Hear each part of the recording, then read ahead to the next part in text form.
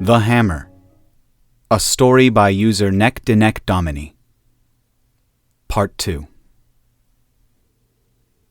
It was a small craft, but it held within it the hopes and dreams of humanity, and bore the weight of their ambitions. It was a small craft, one that could have landed on one of the gods' fingernails, but the smith was prouder of it than he was of all the stars in the sky. They had survived their world with only what meager strength their fragile bodies could give them. They had wrought iron and built great cities of marble and gold with only the strength of their delicate hands. They had forged principles and ideals from the chaos of their own hearts and enforced them with their indomitable will. They had climbed into space, armed only with the dreams that had filled their heads and captured their souls since they first looked upwards. They had built their first orbital stations held together with little more than spit and prayer and looked outwards thirsting for another frontier to throw themselves against. Now they had done something truly marvelous, something not even the smith had seen before, though he had never seen a species quite as audacious either. The greatest and final obstacle for any advanced civilization is the yawning void of space. For the gods it is a simple matter to mold the heavens to fit their visions, but for those bound to the mortal plane, the vast gulf between worlds and stars is not so easily conquered. And so does space become the final race between gods and their mortal charges, for those who transcend its limitations can claim the bounty of the universe and the power it conveys. Each species will lean heavily on the divine as they always had. Most will create devices capable of channeling their patron's power and twisting the vastness of space into a chasm that is more easily bridged. Some will pour their resources into constructing massive stations capable of generating and stabilizing wormholes between distant stars, while a rare few will eschew these technologies altogether and perfect the synthetic sleep of cryogenics. Through different means, each species will eventually spread beyond the grasp of their native star, even though they still serve the gods who look down from on high. But humanity never had a patron, never had anyone to offer them easy answers or quick solutions. They were freed from the influence of the gods, but bound by relativity, they lacked the divinity to defy. They walked the same well-traveled roads. The wheel gave way to steam, to combustion, to fission, and finally to fusion. But the glow of their captive star couldn't illuminate the dark road that beckoned them. The cage of relativity bound them to travel slower than light, and the imperfections of transistors meant they could never trust an artificial intelligence to guide them through the dark. Devoid of other options, they took their first, hesitant steps down the dark road and began their war against time. Time, the relentless passage of hours, defined life for a species for which there was no reincarnation, no afterlife, nothing beyond the grave save for eternal sleep and silence. Time had laid low the mightiest empires and seen off every challenge, an undefeatable foe which only fools and madmen dared challenge. But Earth had both fools and madmen in excess, and they set to work pouring lives and unprecedented funding into this final war against the primordial forces which had for so long constrained them. Years turned to decades, and as a new century loomed, the war finally ended when scientists in orbit around Pluto breached the veil and removed a small probe, little more than an atomic clock, from the normal flow of time. And on that day, time, the eternal enemy of man, was added to the list of the vanquished. The precision of scientists gave way to the passions of the masses, as plans were laid to explore this undiscovered realm that had escaped time's grasp. It was empty, dark, cold, but it was a nexus that led to all places, all corners of the galaxy, and some theorized, the universe.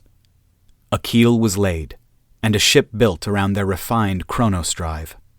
The first steps, the first new steps in a long time would be taken.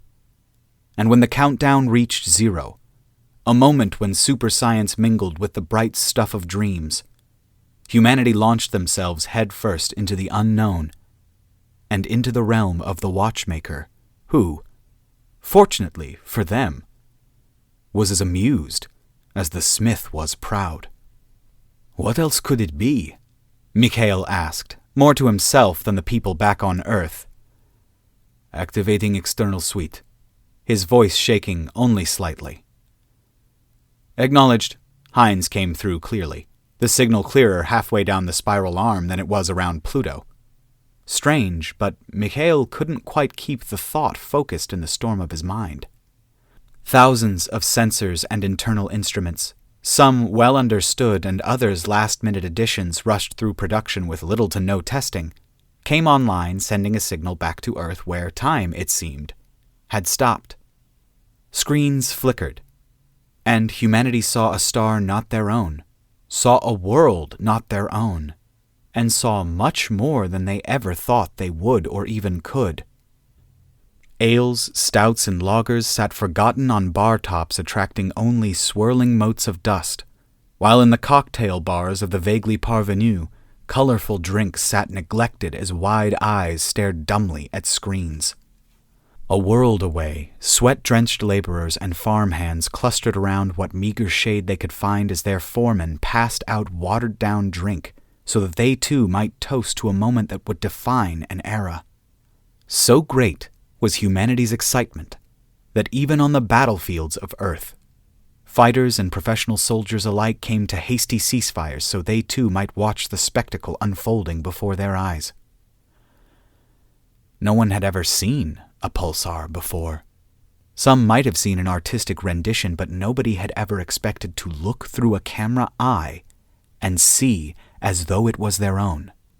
But now they could and did, and they realized how lacking their mind's eye was. At the center of the system, two pulsars danced in an eternal waltz, celestial fire arcing between them. Glowing loops of solar plasma broken by bursts of radiation before the wisps of illumination were swallowed by the black. But in the heart of the Petal Nebula, even the endless void was devoured by the psychedelic cloud that served as the only testament to an ancient battle between a spirit and a god. The camera's eyes moved across the system and worlds with ring systems of such grandeur that they made Saturn look primitive and dull. And then, the mechanical eyes reached the edge of the system. Dusty pints slipped from calloused hands, shattering on worn wooden floors as rough men sat dumbfounded, while in penthouses and mansions, champagne flutes and Bordeaux glasses slipped from nerveless hands as the rich and powerful were reminded of their own insignificance. In deep shafts, miners wondered, some aloud, if they had inhaled too many fumes while deep underground.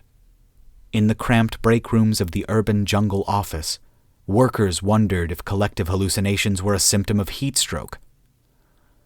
On the screens before them, they saw a man sitting on a planet, resting his feet on another, holding a small moon in one hand and a chisel in the other.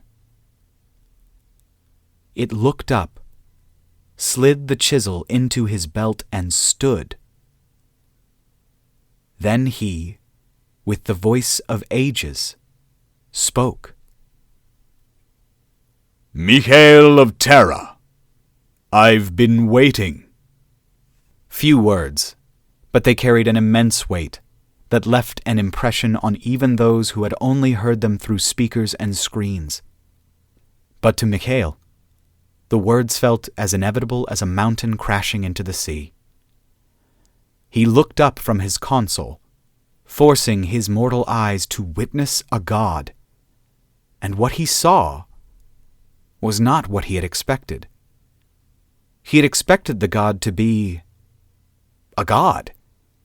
If not his, then one of the hundreds of others he had heard of, but instead he was confronted by a surprisingly mundane, if titanic, figure.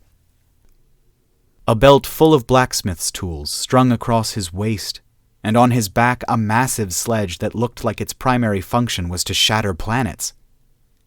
His hands and arms were protected by thick, leather gloves that looked no weaker for the wear they showed, while his chest was protected by a simple apron, adorned with millions of constellations, some familiar, many foreign, though Michael felt a knot of discomfort grow when he saw the stars of Orion, the sword of Orion poised to plunge into a ragged wound, torn in the apron by some unimaginable force.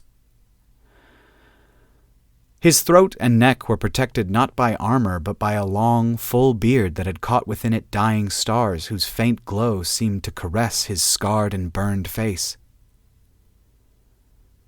It wasn't until he met the god's eyes that his true nature was made manifest. Each eye held within it, yet unmade, universes, and with every blink of an eye, entire galaxies spiraled by. And as Michael stared, he felt his soul flee his body and be drawn into the swirling mass of stars and time. He saw the first star ignite in the void, casting the first rays of light, the dark expanse fleeing in its wake. He saw ages and aeons pass as worlds and races evolved under the stewardship of lesser gods. He felt their clamor of questions fade into docile acceptance of the order of things as they lived peaceful, blissful, passive lives. He saw the earth form and cool, the spread of oceans and the rise of man. He saw the brutal wars of territory, of religion and greed. He saw humanity transcend the limitations of instinct and build cities fit for the most glorious age of man. Then he saw it burn as the sun expanded, devouring the worlds it had nurtured, leaving nothing behind of the civilizations that had once thrived in its shadow, even as it retreated to become yet another pale white dwarf. He felt the universe expand and stretch before growing taut, until it finally snapped under the weight of creation and came crashing back in on itself, and the endless nothing rose once again to reclaim that which had been torn from its embrace. When the final trace of what had been was devoured, Michael felt himself somewhere beyond time, and he saw two ancient gods finishing their work. One snipped the final threads of a tapestry and hung it, one among thousands, against the empty backdrop of the abyss. The empires of man, a brief but brilliant part of a tapestry telling the history of a single universe. The other gods sat surrounded by broken devices. Some had been digital, some atomic, but most were mechanical machines of innumerable forms serving the same purpose, the counting of hours. But amidst the pile of broken machinery and frayed wires that the watchmaker carefully disassembled, a single clock, old, beaten, and time-worn, stood, still ticking, counting time in a place that had no use for it, somewhere both impossibly distant and close enough to dance among the shadows at the edge of his perception. Heat and light grew. A breath, an explosion, and Michael was flung back into his body and found himself staring into the eyes of a god. Mick, what? Heinz's voice shook audibly, breath catching in his throat. The hell was that? An introduction, the god rumbled. Finish your test. There is more to say, but not here. Not now. Test. Right. Heinz, Michael asked. Yeah, let's do this. Heinz forced confidence into his voice as it descended into the indistinct shouting of orders to the small army of technicians on 2 planets, a moon, and a pair of orbital stations. This was something they could do, something concrete for them to grasp, to focus on. They didn't have to just sit numbly like billions of others whose understanding of things had been shattered by not only proof of the existence of gods, but the fact that everyone was wrong. Every religion had been terribly, wonderfully wrong. Well, that, and confirmation that there was plenty of alien life. The shock was so immense that even the birds had fallen silent, seemingly aware that something fundamental had changed. It was all a stark contrast to what had been expected the day humanity met intelligent life. Pandemonium was anticipated, rioting planned for, looting par for the course, and a general and pervasive sense of madness. It had all been planned and budgeted for.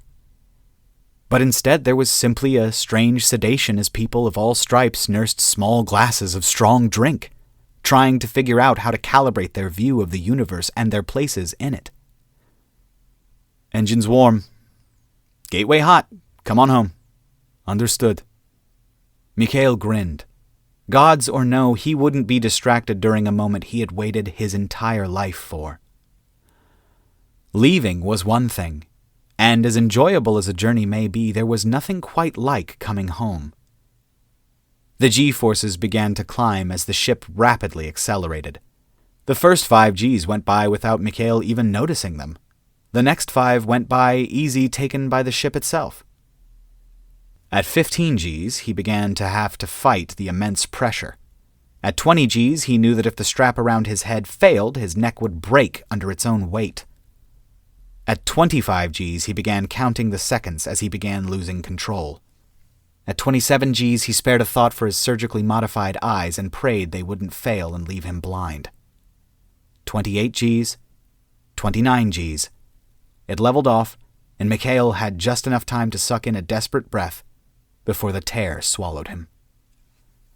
Mikhail stumbled across the empty plain. Confusion twisted his thoughts upon themselves, only realizing the numbness in his legs when his face made contact with the obsidian ground. Eyes focusing on the ripples that radiated away from his cheek. His lungs finally asserted themselves, and Mikhail rolled to his knees before being taken over by painful, hacking coughs that threatened to take his lungs with them. He felt the G-forces reassert themselves, but before his silent scream could escape his ragged throat, it had passed, and he found himself staring at the legs of a table. The watchmaker smiled wryly at the human who had entered his domain. "Lost?" the weaveress asked, slowing her busy hands.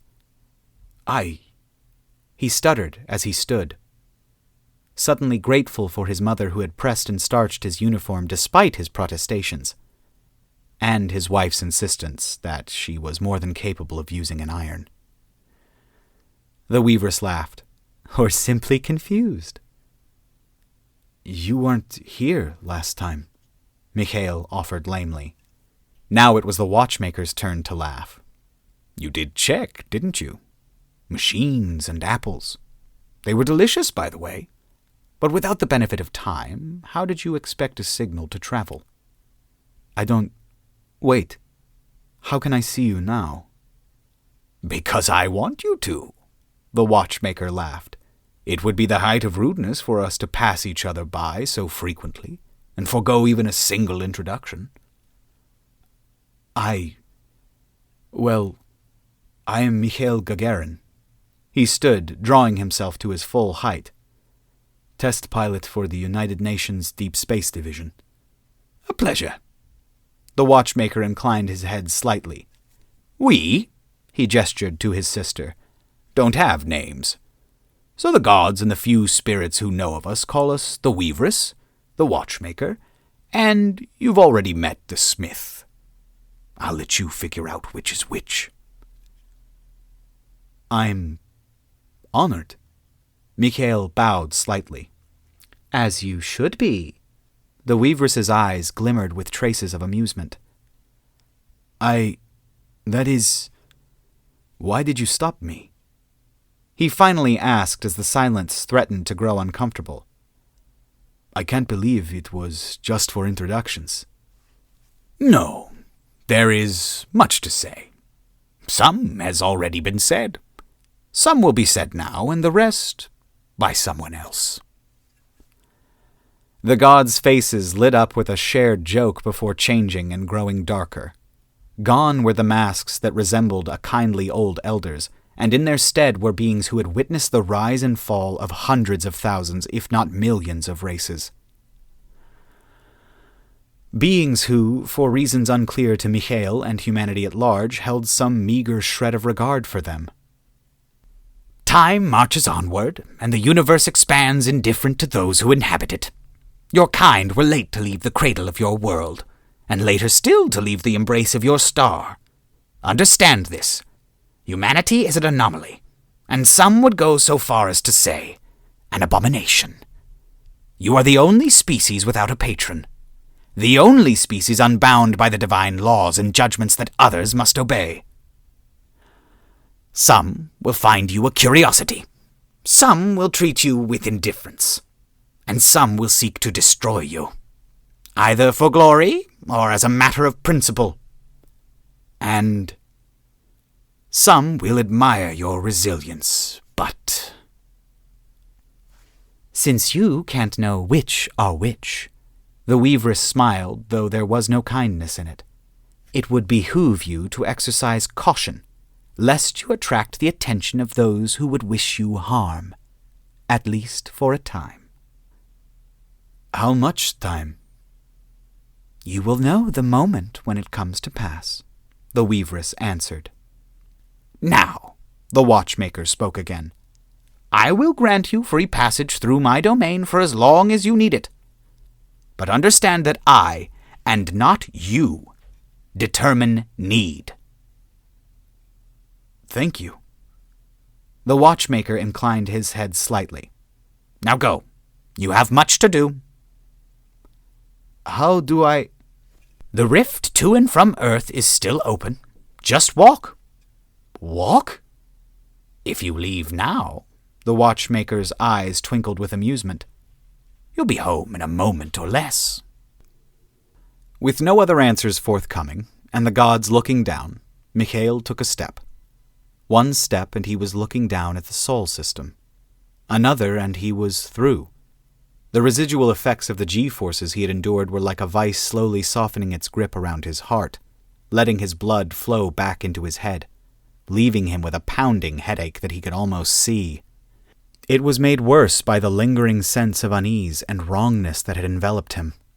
The conversation he had had with the gods and the things they had said felt like it had never happened. Not because they hadn't, they most certainly had. He could remember them, but the memories of the conversation were forced into the timeless moment between departure and arrival, between breaths and heartbeats. They felt like they were bleeding into the memories before, but no, that too was an illusion. Time was the foil upon which reality played out, and without it, he found his own memories hard to parse, leaving him with a disquiet that was slow to fade. Mick, you alive in there? Heinz asked, strangely sedate for what should have been a momentous occasion. Mikhail groaned as he stood, eyes widening in fear at the implication. His previous ship had been a coffin with sensors, wings, and an oversized engine, but now he found himself standing on the bridge of a considerably larger ship. Mikhail? Captain? Yeah, I'm alive, just a bit, out of it. I'll have a drink waiting. And Mick? Yeah? Not to overburden you or anything, but our god friends? Yes? They gave us another moon. Oh. Yeah, I'll break out the strong stuff, Heinz said, cutting the audio feeds, letting Mikhail drift towards Earth in perfect silence. Mikhail sighed again, trying to expel some of his stress through his nose. The panic, the fear, the confusion, those would probably manifest as sleepless nights, but for now he had to get back before the exhaustion that he felt creeping up from his fingertips got to his head. I hate to ask more of you, after you've done so much, but I need you to postpone your triumphant return for now. Dock on Moon's lower hangar. You were promised someone else, she laughed, a musical sound that tugged gently at Mikhail's heartstrings. Her accent was impossible to place, belonging both everywhere and nowhere. And here I am. That's not an answer, Mikhail grumbled as he redirected his ship, the controls coming naturally. More memories that had been jammed into his head. It's the one you were promised. Earth had changed between then and now. It always had and always would, but change is a small thing. It's only when changes build that they reshape the world. But sometimes a god tosses a moon in orbit, and though a single event becomes impossible to ignore. It was a sign of the times, a herald of the future, of the monumental change that awaited humanity as they made the leap from one age to another.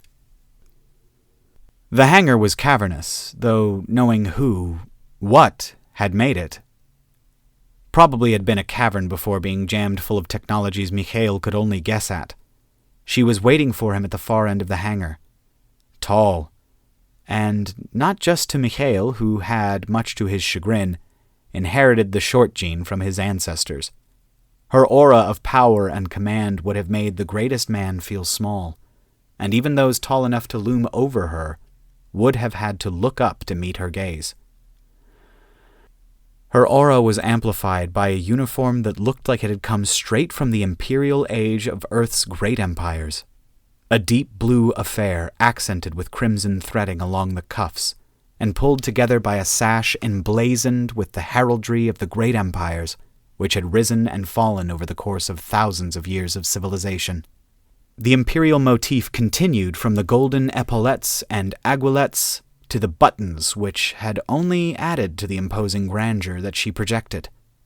Like any officer, she wasn't unarmed, but the sword on her hip was broken, snapped in half, leaving a jagged blade that somehow beaded with blood that never quite fell.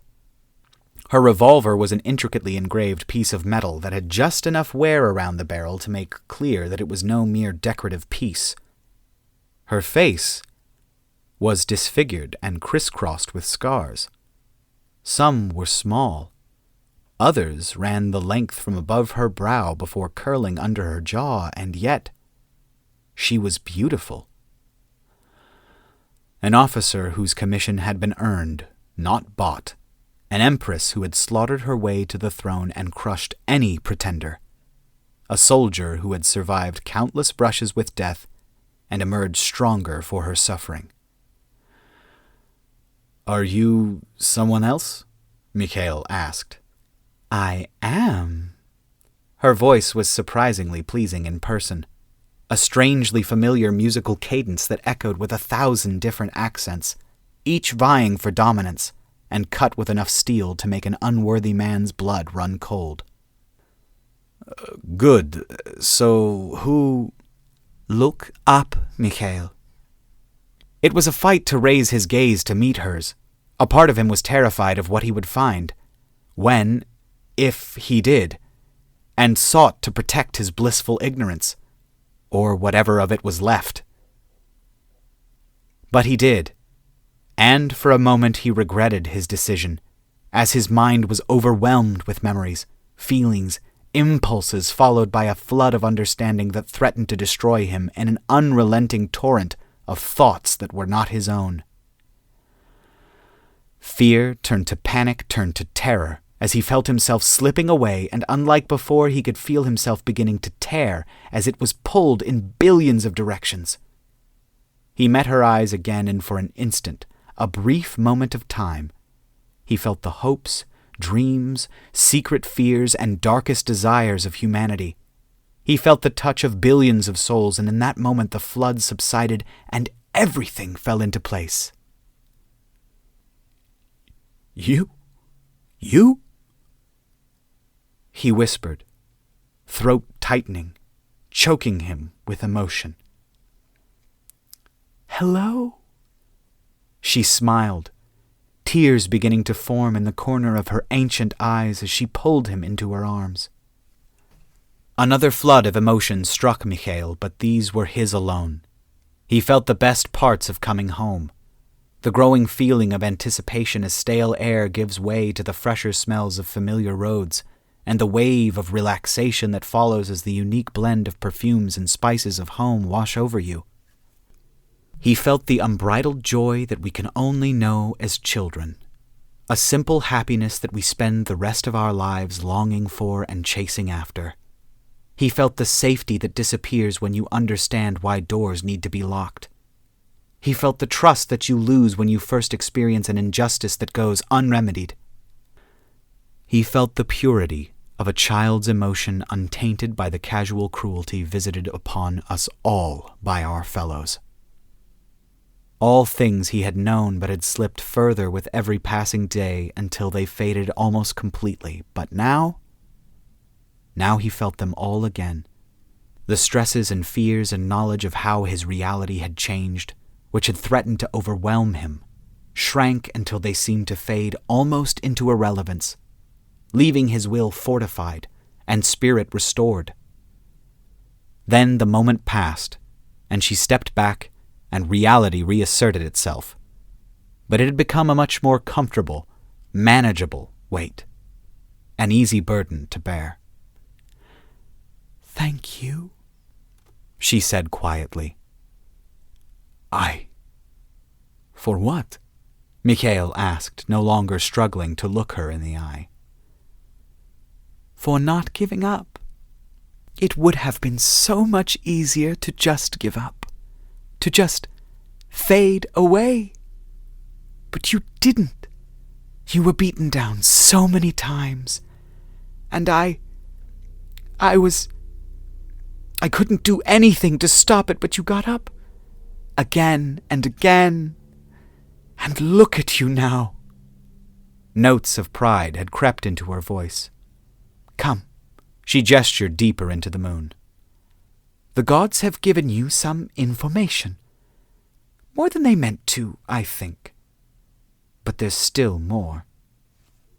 "So you're going to fill in the blanks?" "Yes. First and foremost, the gods you met.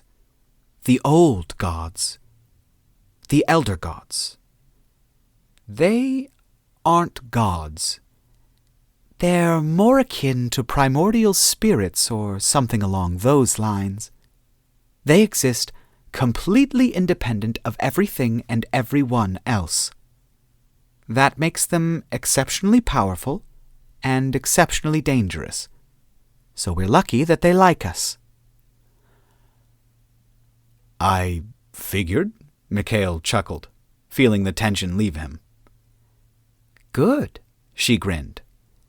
"But they also mentioned that we are dangerous to the status quo, but never mentioned why." She paused to gather her thoughts. "There is a sort of conduit that travels from mortals through their spirit to the realm of the gods and back. The gods use this power they derive from their followers to influence the worlds of the below. If any part of this conduit is severed, the dependents are weakened. If you kill a god, the mortals are left without divine protection. Kill the spirit, and gods and mortals lose the ability to commune, and gods lose the ability to siphon power and perform miracles. Kill the mortals, and the gods become powerless. So you see how all those things are connected." "Yeah, but I don't see why we're a threat." "Because our conduit is a closed loop. We're all connected to each other. There are no open ends for the gods to use to control us. We exist completely free of their influence, and that makes us dangerous." "How?" "In order to kill me, they have to kill every last human. But they can't do that the easy way. They can't smite us out of existence. So they'd have to invade the traditional way." "And that means killable people." "Exactly." The Maiden of Terra smiled, all teeth and predation. "And once you kill enough of whichever god X's soldiers, I can go ahead and kill them." "Huh." "Yep." The two followed the geometric corridors deeper into the heart of the moon. "So, let's say they wanted to attack us." "We'd probably wind up facing an entire pantheon. As humanity stands today, it wouldn't be much of a fight. Pantheon? The gods organize themselves into hierarchical pantheons. Over time, they subjugate one another, or break free, or are destroyed. But in most cases, each god fulfills a different purpose. You'll have gods of war, gods of wisdom, gods of this, gods of that, etc., etc., etc. So if a hostile pantheon found us, we would probably be faced with the various gods of war and wrath. Oh. And now you understand why people bang on about discretion and valor. So, what's next? We take this place apart and see how it works. Then we take your new ship apart, see how that works. Then, the smith gave me this to give to you. A star chart with a few places marked. Before you ask, I don't know what they are. Maybe habitable worlds, maybe rich worlds, maybe death traps. No idea. She shrugged, tossing Mikhail the sphere. Then, who knows? So, we grow. Up and out. Absolutely. She nodded with a smile. Whatever the gods, old and young, threw their way, they would be ready. On Earth, the spell broke. The events Mikhail had lived, the things he had said and been told had been heard by all of humanity, and the casual observer could be forgiven for assuming that nothing had happened, that nothing had changed. Bartenders still had to sweep up broken glass. Logisticians still had to see that the world was kept supplied. Farmers still had to rise with the dawn. Miners and millers still had their quotas to meet. Of course, the UN met and unanimously agreed to expand the Security Council to include the Maiden of Terra, and they did quickly move to make their headquarters in space. And of course they did discuss the nature of the gods, but in the end, nothing had changed. There had always been dangers lurking in the dark. There had always been wicked opportunists waiting for a chance to strike, and there always would be. Gods, men, or wolves, each would be dealt with. It was only a question of when and how. So, though much had seemed to change, when the moment passed and humanity had had a chance to reflect, they realized that perhaps things weren't quite as different as they thought they were. It was only later, when the technologies given by the smith had been understood, when the space elevator was completed, when the first keels of the first true starships were laid, that humanity noticed the change within them. An instinct, an urge, buried since the last corner of the globe was charted, roared to life once more. An urge to discover, to explore, to plunge into the abyss not knowing what waited on the other side. A new generation was growing, and they would be the ones who, for the first time in centuries, would expand humanity's horizons to unfamiliar shores. A new generation was growing, and they would be the ones who were granted both a map that said little more than Hic sunt dracones, and a ship with which to find them. Here be dragons, by the way. Hic sunt dracones. Time never stops. The sand never slows as it flows through the hourglass. And just as Earth and humanity was changed by the marching of hours, so too was the rest of the universe. The watchmaker was set to his schemes and machinations, while the weaveress wove threads that would create discord and harmony in equal measure. And just beyond the edge of time, the smith coaxed the fading embers of his forge to life, tending to the coals so as to be ready when the final hour tolled the dusk of creation. Below the ancient three, the gods schemed and conspired, seeking to rise in their pantheons or topple the pantheons of their foes. On the worlds of mortals, spirits spoke, mobilizing armies of flesh and blood, while high priests heard the wills of their patrons continuing the quiet wars of the gods. The Council of 70 was best described as fractious, loud, rife with infighting, and vicious. Not even the blood wars of Aurus could compare to the backstabbing bloodshed of the Council. Among the gods of the Council, trust was as rare a commodity as a fair fight. So it was with a mixture of fear and paranoia that they greeted the watchmaker when he strode into the Council, silencing their petty bickering and positioning with his mere presence. It was with no small measure of anxiety that they regarded the massive timepiece he placed behind the current Supreme Counselor. It was a clock, one of trillions in the galaxy, and had it not been placed by the watchmaker himself, it would have been unremarkable. But even so, it would have faded into the background if not for its hourly chimes and the words burned into the pendulum. We await the breaking of time. There were of course calls for something to be done, but ultimately there was nothing to do. If it was a threat, it was one uttered by the god of time. If it was an omen or prophecy, it was one made by the weavress, and thus only something she could control. And if it was something to do with the death of the stars, only the smith could influence its ending. Eventually the gods of the council got used to its chimes, but still, in the back of their minds, a quiet dread grew despite the din of the chamber, and the wars waged as they plotted their way to power and dominance. But in Andromeda, silence reigned. The last conspiracy against Horus, chief deity of war, high king of the 7 pantheons, and undisputed master of 1 trillion stars, had been discovered and broken. The gods who dared question his reign were destroyed utterly. Their mortal charges and spirits culled, and then distributed to those who had remained loyal, strengthening them. It had been his final challenge, and he knew there would be no more who would question his authority within his realm, his galaxy. It was with that in mind that he looked up to the realm beyond his own and found himself staring into the bleak eyes of the watchmaker, who stood in the guise of a kindly old machinist, and in his place the unforgiving aspect of the final justice. And then he was gone.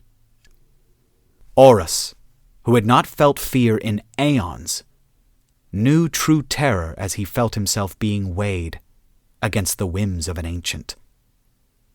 For him to challenge one of the elder gods, it would be a candle demanding the acquiescence of a firestorm, a minnow from a tide pool demanding obedience from a monster of the deep. He felt a shadow of laughter, a ghost of a whisper, and the silent chill of expectation. Then he heard a chime echoing across the void. A time later, a pair of chimes. Later still, a trio. And then, a fourth. By the fifth, Horus knew it was no accident, and he knew that the watchmaker's form had been no coincidence either. He had been judged worthy. The old gods had granted him their blessing to conquer new stars and deliver his ruthless form of order. He opened his mouth to summon the rest of his pantheon, who would in turn mobilize the fleets. But as he tried to speak, his voice caught in his throat. An immense pressure grew, strangling his voice, whispers worming their way into his mind, growing louder until they drowned out every thought and instinct, growing to fill his mind with an unholy clamor. The screams of those subject to an agonizing fate, the howls of those whose unjust destinies had stripped them of their sanity, the quiet thanks of those who had known only the safety of charmed lives, and the grunts of those who had built their own fortunes from the ruins of the past. The weavress didn't change form like the watchmaker, but she too had a darker nature, a wicked side, and it was on full display when Horus fell into the beyond. An opportunity, a chance. The challenge you have longed for, woven in red gold, is yours to seize. But should you fail, the smith rose and drove his hammer into the younger god's chest, who froze as cracks spread across his flesh, his essence pouring into this unholy place where no god dared tread. not even the stars will remember your name. So be sure you are ready for what might come in the moment when time breaks. The watchmaker laughed, dismissing him with a wave. Horus fell back to the heavens, his essence still burning from the interaction with the Ancient Three. 6 chimes from distant stars reverberated through his heavenly palace.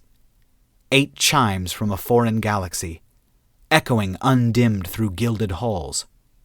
10 chimes from his next conquest, thundering through his mind.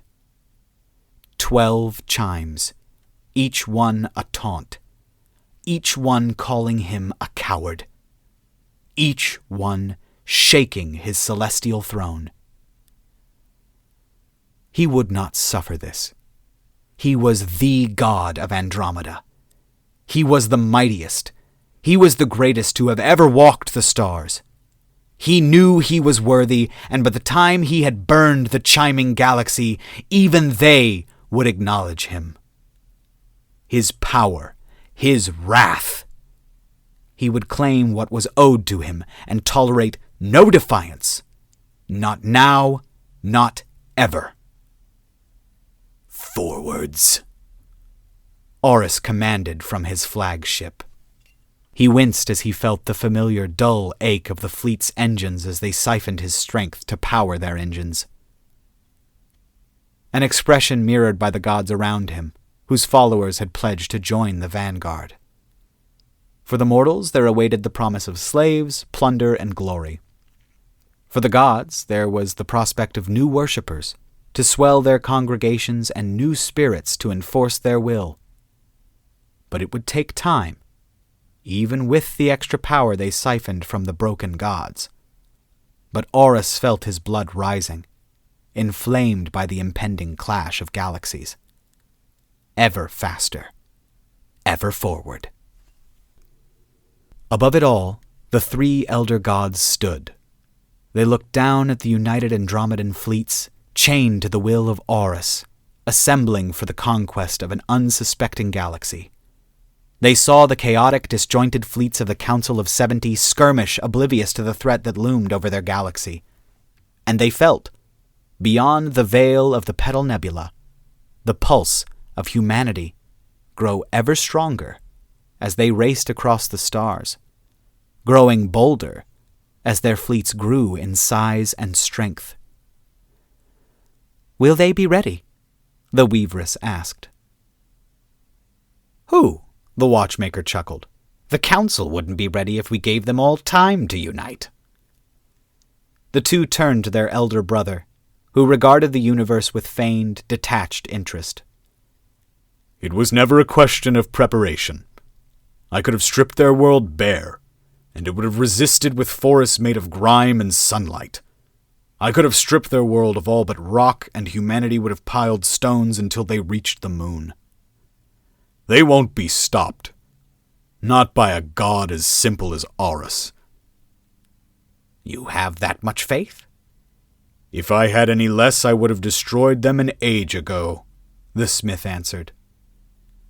"Whatever happens, it will, I think, be something new." And that, as they say, is that. Thank you guys so much for listening. I really do appreciate you. I didn't know there was a second part to the hammer. The author was kind enough to let me know and give me permission to do these. So thank you so much, Mr. Domini. I really appreciate that. Or Mrs. Domini. The Domini. The Domini. It's like the McAllen or whatever the fuck. The McAngus.